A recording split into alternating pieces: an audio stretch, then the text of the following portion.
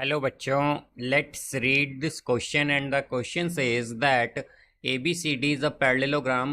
M is the midpoint of BD and BM bisects angle B.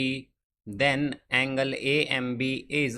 Now let's see the options. Option A 45 degree, option B 60 degree, option C 90 degree and option D 75 degree. तो आइए अब इस question को यहाँ पर हम solve कर लेते हैं। इस क्वेश्चन में हमसे कहा गया है कि ABCD एक पैरेललोग्राम है, M यहाँ पर मिड पॉइंट है BD का और BM बाइसेक्ट करती है एंगल B को। तो हमें बताना है कि एंगल AMB क्या होगा। तो यहाँ पर हम की कॉन्सेप्ट यूज़ करेंगे, कॉन्सेप्ट दैट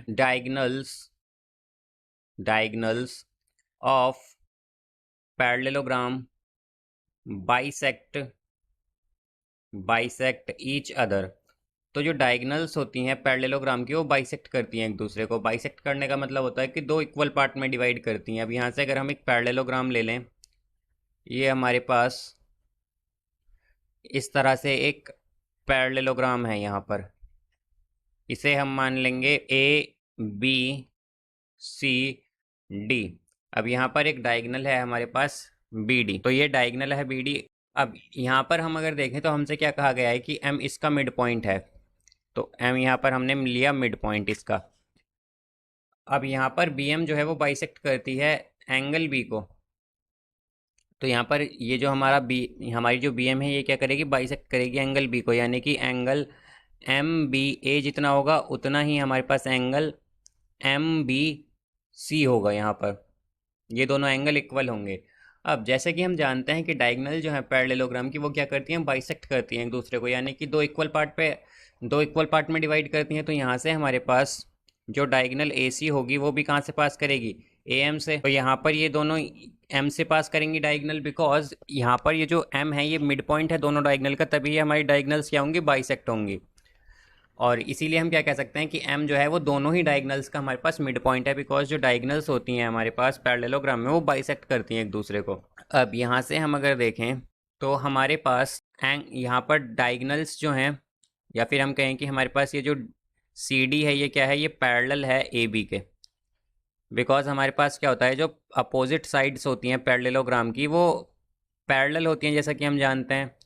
ये अपोजिट साइड्स हैं पैरेललोग्राम की, इसलिए क्या होंगी, पैरेलल होंगी एक दूसरे के।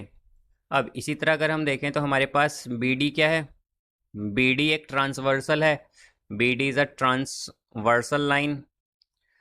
तो हम जानते हैं कि हमारे पास अगर ट्रांसवर्सल लाइन, तो अगर हमारे पास CD पैरेलल है AB के और BD यहाँ पर ट्रांसवर्सल है, तो हमारे पास क्या होगा, हमारे पास यहाँ पर अगर इस एंगल को हम 1 माने और इस एंगल को यहाँ पर 2 मान लें, तो क्या होगा, हमारे पास जो एंगल 1 है वो इक्वल हो जाएगा एंगल 2 के। बिकॉज ये एंगल कैसे हैं, ये ऑल्टरनेट इंटीरियर एंगल्स हैं हमारे पास, ऑल्टरनेट इंटीरियर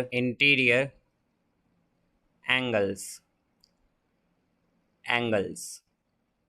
तो यहाँ से अब अगर हम देखें तो हमारे पास जो ट्रायंगल है ADB, तो इस ट्रायंगल में हमारे पास ट्रायंगल ADB, इसमें हमारे पास क्या होगा कि एंगल 1 जो है वो इक्वल है एंगल 2 के, जैसा कि हमने देखा था। बिकॉज ये कैसे हैं, ऑल्टरनेट इंटीरियर एंगल्स हैं। और हम जानते हैं कि हमारे पास जो साइड्स अपोजिट होती हैं इक्वल एंगल्स के वो इक्वल होती हैं। तो हम क्या कहेंगे कि अगर एंगल 1 इक्वल है एंगल 2 के, तो हमारे पास AB इक्वल होगी CD के, ए AD के। एक्चुअली यहाँ पर ये AD आएगा, AB इज इक्वल टू AD।